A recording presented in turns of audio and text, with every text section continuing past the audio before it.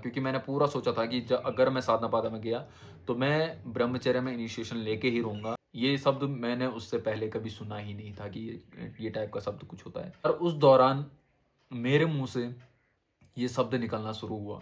आदियोगी आलम के सामने पे एक आदियोगी की एक छोटी वाली मूर्ति है, तो उसके सामने खड़ा हो गया था और अपने आप मैं हाथ जोड़ने लगा और मेरे आँखों से आँसू आने लगे। उनको कहा गया था कि इसको आँख बंद करने मत देना। फिर वो मुझे दोबारा उठा रहे थे। मुझे वो वैसे भी बैठने नहीं दे रहे थे। अगर मैं थोड़ी देर में मैं ऐसे बैठा था, फिर वो मुझे दोबारा उठा रहे थे। फिर वो बोल रहे थे कि थोड़ा आगे भी चलना है। तो वो मुझे जो वहाँ का आश्रम का हॉस्पिटल वगैरह है, वहाँ ले गए। शायद से आप लोगों को मतलब थोड़ा मेंटल कुछ न दिक्कत वगैरह तो नहीं हो गई, ये सब कन्फर्मेशन करने के लिए आपने मुझे यहाँ पे बुलाया होगा। पिछली वीडियो में मैंने बताया था कि मैं संन्यास क्यों लेना चाहता था और कैसे मुझे साधना-पादा के बारे में पता चला। साथ ही मैंने ये भी बताया था कि मैं साधना-पादा के दौरान कुछ स्टेट में या ये कहें कि कुछ मुझे ऐसा एक्सपीरियंस हुआ, जिसकी वजह से मुझे साधना-पादा से निकाल दिया गया था। तो इस वीडियो में मैं बताने जा रहा हूँ कि मुझे ऐसा क्या एक्सपीरियंस हुआ या ऐसे किस स्टेट में मैं गया जिसकी वजह से मुझे साधना-पादा से निकाल दिया गया। तो सबसे पहले बात करते हैं साधना-पादा आखिरकार है क्या? तो साधना-पादा सद्गुरु जी द्वारा ऑफर्ड एक 6 to 7 month residential advance program है। तो साल भर में 2 पद होते हैं। एक होता है कैवल्य पद, यानी कि उत्तरायण से दक्षिणायन के समय को कहते हैं कैवल्य पद, और दूसरा होता है साधना पद, जो कि दक्षिणायन से उत्तरायण तक के समय को कहते हैं, यानी कि जून जुलाई से दिसंबर जनवरी तक के समय को कहते हैं साधना पद। तो कहा जाता है कि इस बीच में अगर हम अपनी साधना पे काम करते हैं तो हमें एक नेचुरल सपोर्ट मिलता है। तो फिर कौन कौन रजिस्ट्रेशन कर सकते हैं साधना पादा के लिए?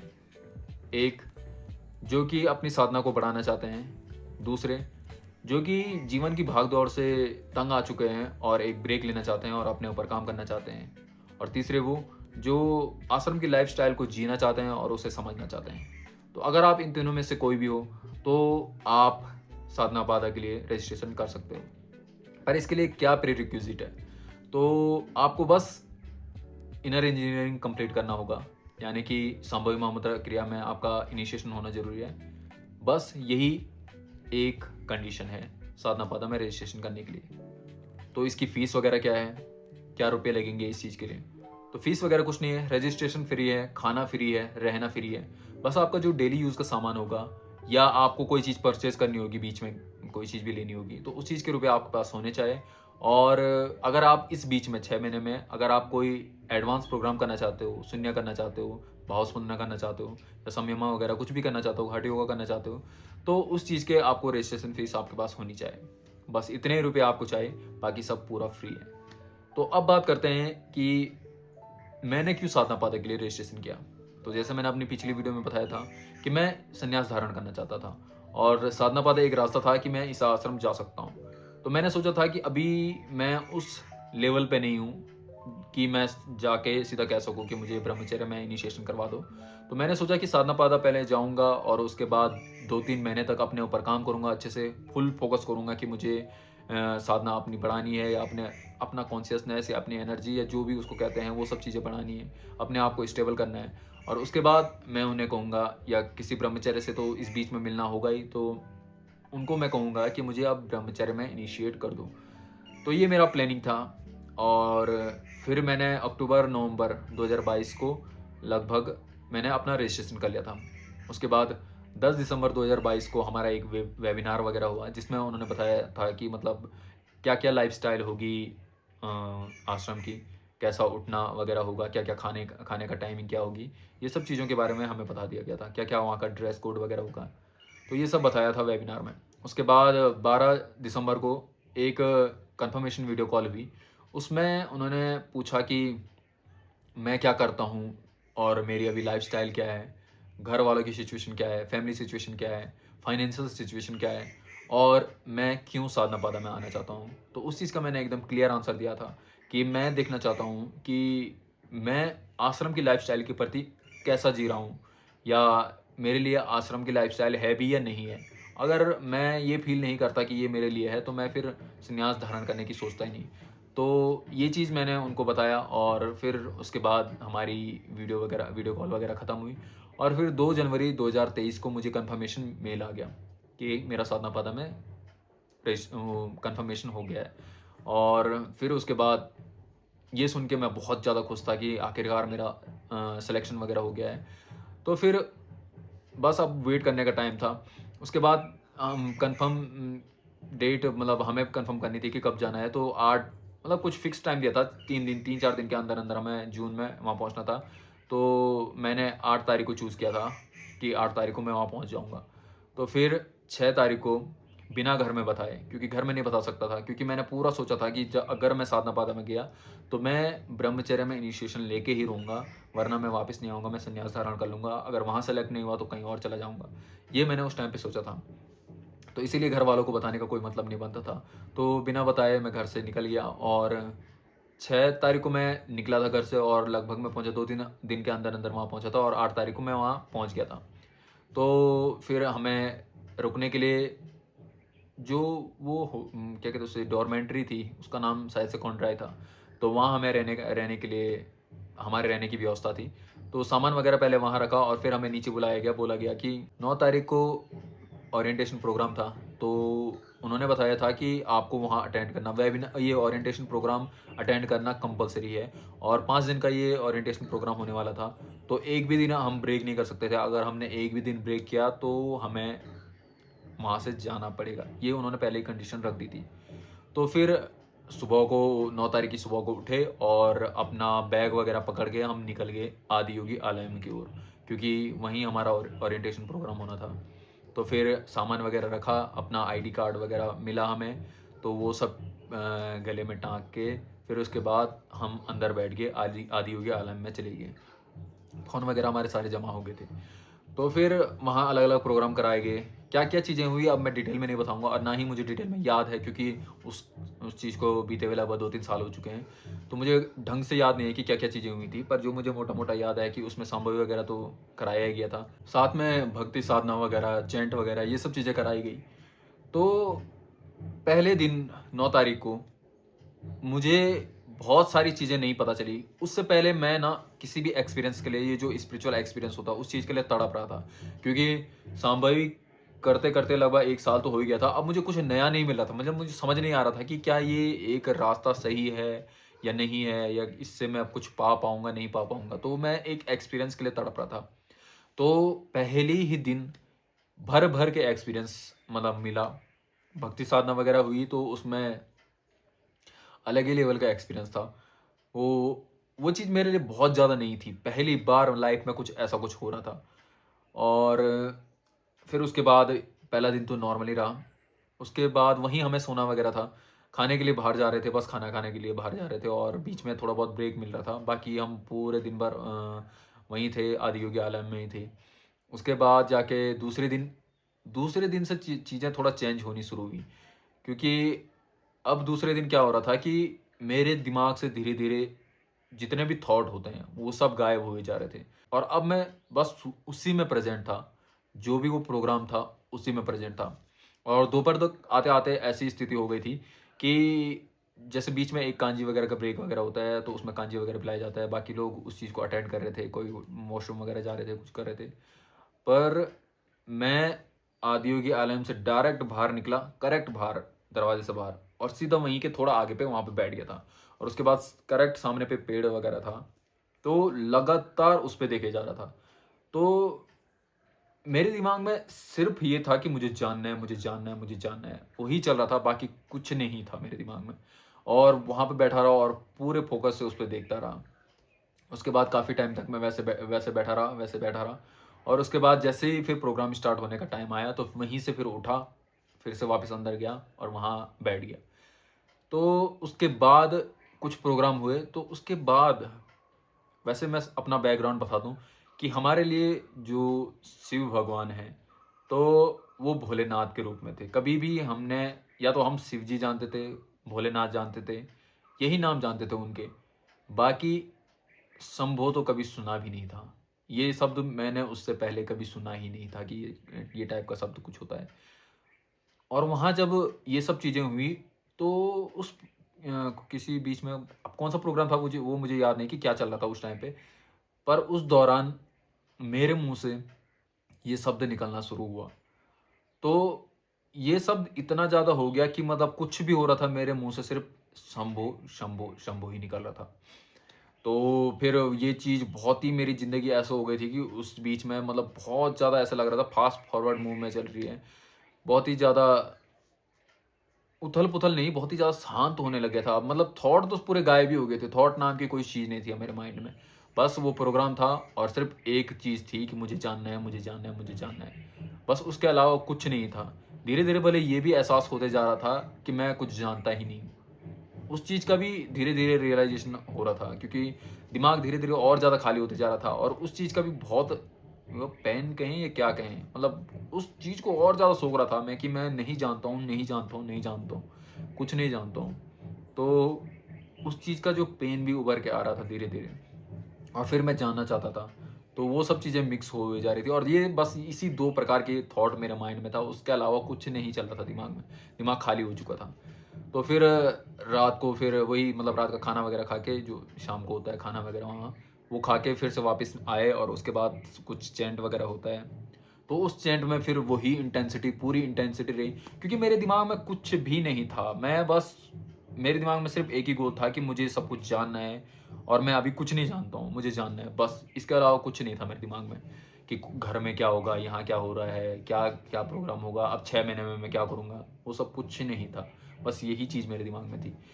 तो शाम को चेंट वगैरह हुआ, फिर उसके बाद मुझे लग रहा है कि लगभग-लगभग रात को 10 बजे के आस-पास सबको सोने के लिए कह दिया गया था। तो हम सो गए थे और उसके बाद मेरी नींद खुली थी, लगभग 2 ढाई बजे के आस-पास मेरी नींद खुल गई थी। मैंने अपना सुबह का जो भी काम वगैरह होता है, वो निपटाया। वो नीम वगैरह, नीम टर्मरिक की गोलियाँ वगैरह वहाँ पे रखी हुई थी, तो वो सब उठा के खाई। उसके बाद मैं अपना बाहर पे बैठ गया। उसके बाद थोड़ा-थोड़ा जब रोशनी होने लग गई थी, तो मैं फिर उसके बाद वहाँ पे गया था। आदियोगी आलम के सामने पे एक आदियोगी की एक छोटी वाली मूर्ति है, तो उसके सामने खड़ा हो गया था और अपने आप मैं हाथ जोड़ने लगा और मेरे आँखों से आँसू आने लगे। तो आँसू आ रहे थे और उस टाइम पे मैं ये फ़ील कर रहा था, उसी टाइम पे मैं ये चीज़ सबसे ज़्यादा फ़ील करने लग गया था कि मैं कुछ नहीं जानता हूँ। बिल्कुल खाली-सा फ़ील होने लग गया था। तो उस चीज़ के आँसू भी बहुत ज़्यादा गिर रहे थे। उसके बाद उस टाइम पे तो ये भी नहीं था कि मैं जानना चाहता हूँ। बस ये था कि मैं कुछ नहीं जानता हूँ। और वो चीज़ बहुत ज़्यादा फ़ील होने लग गई थी। उसके बाद थोड़ा समय और हुआ तो अ, उसके बाद ये हुआ कि मैं कहीं पे बैठा क्योंकि अभी स्टार्ट नहीं हो रहा था, थोड़ा उठना बाकी था क्योंकि कितने साढ़े 4 बजे के आस-पास उठना था और उस टाइम पे वॉलंटियर्स वगैरह आ रहे थे उठाने के लिए। तो बाहर पे ही था मैं और ऐसे ही मतलब मेडिटेशन टाइप का ही कर रहा था। मतलब बैठा हुआ था आँखें बंद करके और कुछ नहीं, दिमाग खाली पड़ा हुआ था। तो उसके बाद क्या हुआ कि अचानक मतलब पता नहीं क्या मेरे मन में आया कि मैंने वो आईडी कार्ड निकाल के ऐसे रख दिया और उसके बाद फिर से बैठ गया। फिर उसके बाद मैं उठा और जैसे ही टाइम हुआ, मैं अंदर गया और बहुत ज़ोर से शंभो शंभो चिल्लाने लगा। मतलब जो नहीं उठे थे, कोई-कोई काफ़ी देर तक सोए हुए थे, तो उनके सामने जाके मैं ये सब चीज़ें कहने लग गया था। भले उनको मैंने हाथ वगैरह नहीं लगा रहा था, बट उनके सामने मैं बहुत ज़ोर से चिल्ला रहा था। फिर वो बाहर आया, फिर बाहर पे दोबारा मैं ऐसे बैठा।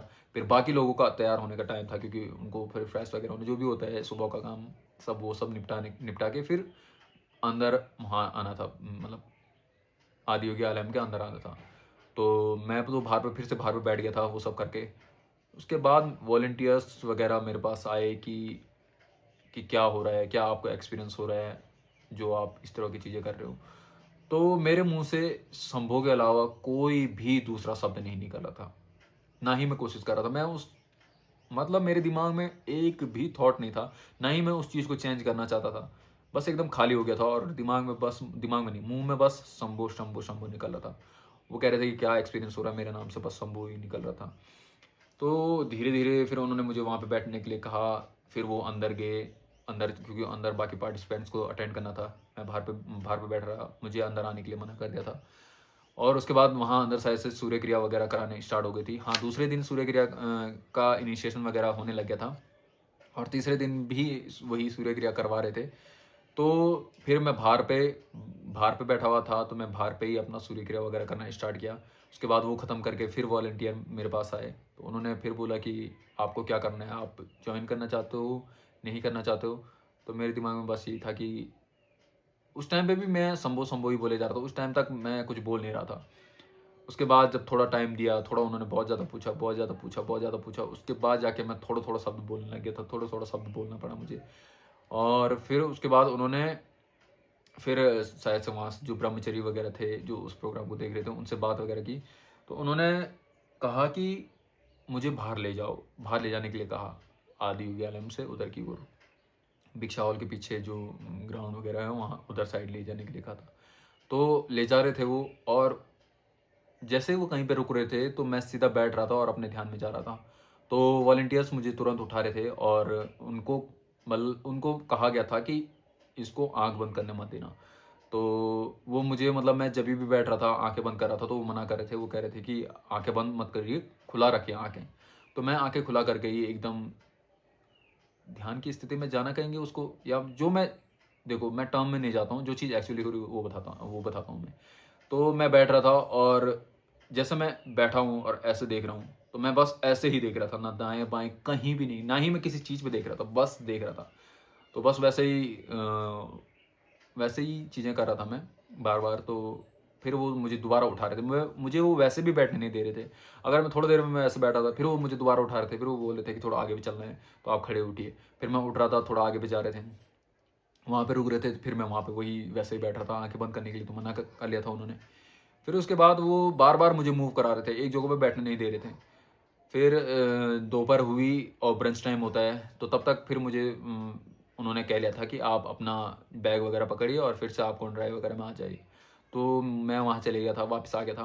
बाकी लोगों का ओरिएंटेशन प्रोग्राम तो हो ही रहा था, और तब ब्रंच वगैरह वही लाए थे, तो वो खाया वगैरह। फिर भी मैं बाहर पे ऐसे ही बैठा हुआ था, अपने ही ध्यान में लगा हुआ था, और पूरे दिन भर मैं ऐसे नहीं बैठ पा रहा था। एक टाइम पे लेट के, फिर एक टाइम पे, उस टाइम पे ऐसा हो रहा था कि बाहर मोर वगैरह घूम रहे थे, तो वो आवाज़ कर रहे थे, तो मैं उनको कॉपी कर रहा था, और उनको कॉपी करने में ही मतलब एक अलग ही आनंद टाइप का महसूस कर रहा था मैं। तो वो सब चीज़ें कर रहा था। तो फिर उसके बाद फिर से दोबारा वॉलंटियर्स आए जो मुझे अटेंड कर रहे थे, और उन्होंने कहा कि अब आपको कहीं पे ले जाना है तो आप हमारे साथ आइए। तो मैं चले गया उनके साथ। तो वो मुझे जो वहाँ का आश्रम का हॉस्पिटल वगैरह है, वहाँ ले गए। और वहाँ फिर जो डॉक्टर वगैरह थे, उन्होंने मुझे अटेंड किया। फिर उन्होंने मुझसे क्वेश्चन वगैरह पूछे, बहुत सारे क्वेश्चन पूछ रहे थे वो। तो वो फिर उन्होंने बोला कि मतलब आप क्या करना चाहते हो? मैंने वही कहा कि ब्रह्मचर्य का पालन करना चाहता हूँ, ये वो सो। तो बहुत सारी चीज़ें पूछी उन्होंने। उन्होंने ये भी पूछा कि आपको क्यों लगता है कि आप यहाँ क्यों आए हो? तो मैंने उसका आंसर बताया कि शायद से आप लोगों को मतलब थोड़ा मेंटल कुछ न दिक्कत वगैरह तो नहीं हो गई, ये सब कन्फर्मेशन करने के लिए आपने मुझे यहाँ पे बुलाया होगा। तो ये सब आंसर उस टाइम तक मैं मतलब बोलने लग गया था चीज़ें, बाकी वो शंभू वगैरह वाला थोड़ा साइड हो गया था। उसके बाद जाके फिर उन्होंने दोबारा, फिर मैं वापस आया वहाँ पे। उन्होंने कहा कि ठीक है, ऐसी कोई दिक्कत वगैरह नहीं है इनमें, बाकी अभी उसी स्टेट में है शायद से, या ऐसे कुछ टाइप का। तो फिर मैं वापस आया, और उसके बाद उन्होंने मुझसे पूछा कि आप कंटिन्यू करना चाहते हो साधना पाठा वगैरह? तो मैंने मना कर दिया कि इसको कंटिन्यू करने का कोई मतलब नहीं बनता है मेरे लिए अभी। मुझे बस ब्रह्मचर्य में इनिशिएशन होना है, मैं उसी के लिए आया था, तो मुझे वही चाहिए। तो फिर उन्होंने बताया कि ऐसा पॉसिबल नहीं है कि मतलब अभी तो ऐसा नहीं है कि कोई कभी भी आ जाए और सीधा डायरेक्टली ब्रह्मचर्य में इनिशिएशन कर ले। इनिशिएशन का उनका टाइम होता है और प्रोसेस होती है। आप पहले मतलब वॉलंटियर करिए, फिर एडवांस प्रोग्राम करिए, और फिर उसके बाद आपको अगर ऐसे लगे धीरे-धीरे, अगर आपको फिर भी ये चीज़ें लगती हैं, तो आप फिर उसके बाद आप इस चीज़ के लिए कह सकते हो। अभी आप अभी आपको घर जाना चाहिए, तो ये उनका सजेशन वगैरह था। तो मैंने कहा था कि अगर जब तक सद्गुरु जी नहीं आते हैं, तब तक मैं वेट कर सकता हूँ या नहीं कर सकता हूँ। तो उसके बारे में उन्होंने बात वगैरह की ब्रह्मचरीज़ वगैरह से, तो उन्होंने मना कर दिया। उन्होंने कहा कि अभी मुझे जाना ही पड़ेगा। उसके बाद अगर आना चाहूँ तो तब आ सकता हूँ। तो फिर 9, 10, 11 3 दिन ये सब चीज़ें हुई। उसके बाद उस चीज़ की वजह से, ये सब चीज़ों की वजह से मुझे आश्रम से जाना पड़ा था, क्योंकि मैंने अब बीच में ओरिएंटेशन भी छोड़ दिया था, ये भी एक रीज़न था। दूसरा रीज़न मैं कंटिन्यू नहीं करना चाहता था, ये मैंने उस टाइम पे कहा था। और फिर तीसरा ये रीज़न हो सकता है कि वो जो चीज़ें मैं कर रहा था, वो शायद से अब उस एनवायरनमेंट के लिए ठीक नहीं था, तभी के लिए जो चीज़ें हो रही थी। और बाकी पार्टिसिपेंट्स के लिए भी ये एक हिंड्रेंस बन जाता है। जब ये कुछ ऐसी चीज़ें देखते हैं ना, तो लोगों के प्रति भी थोड़ा एक रेजिस्टेंस बन जाता है ना उनके मन में कि क्या हो रहा है, ये कहीं कुछ गड़बड़-सड़बड़ तो नहीं है कुछ यहाँ। तो उस चीज़ के लिए भी वो भी एक रीज़न हो सकता था, हो सकता है। तो इन मेनली इन 3-4 चीज़ों की वजह से मुझे आश्रम से निकाल दिया गया था और फिर अपना बोरिया बिस्तरा पकड़ के मैं वहाँ से 12 तारीख को सुबह में वहाँ से निकल गया था। तो बाहर आके भी बहुत सारी चीज़ें हुई। उसके बाद मैं जब तुरंत आश्रम से निकला तब क्या हुआ मेरे साथ में और घर पे क्या-क्या रिएक्शन रहा, घर पे क्या-क्या हुआ और उसके बाद मेरी लाइफ़स्टाइल कैसे रही, ये सब मैं आगे आने वाली वीडियो में बताऊँगा। और इस वीडियो को ख़त्म करने से पहले मैं एक चीज़ कहना चाहता हूँ कि ये चीज़ जो मेरा एक्सपीरियंस वगैरह है, ये आप लोग में से कोई भी एक्सपेक्ट मत करना कि हमें इस टाइप का होगा तो ही कुछ अच्छा है या ये एक्सपीरियंस अच्छा है या बुरा है, इसको भी जज मत करो। मुझे खुद नहीं पता है कि ये एक्सपीरियंस अच्छा एक्सपीरियंस है या एक्सपीरियंस एक बाधा बनने वाले एक्सपीरियंस है, ये मुझे नहीं पता है। और ना ही आप इसके बारे में कोई जजमेंट वगैरह कीजिए। बस ये अपनी चीज़ें मैं आपके साथ शेयर करना चाहता था। और मैं एक बहुत सही चीज़ भी बताऊँगा इस बेस पे, आगे वाली वीडियो में बताने जाऊँगा। तो आप ज़रूर उस वीडियो को देखना और शायद से आपको बहुत कुछ जानने का मौका मिलेगा। और हाँ, उसका मैं एक थोड़ा ओवरऑल कह लेता हूँ कि साधना-पादा ये कह सकते हैं कि मेरी जीवन में एक दूसरा बदलाव या दूसरा पहल या दूसरा लेवल पे जाने का पहली सीढ़ी थी। तो उसको क्रॉस करना ही मेरे लिए साधना-पादा का वही पर्पस था। तो बाकी सब चीज़ें मैं आपको अगली वीडियो में बताऊँगा कि क्या-क्या एक्सपीरियंस मेरा साधना-पादा से बाहर आने के बाद हुआ। तो that's it for this video. See you in the next one.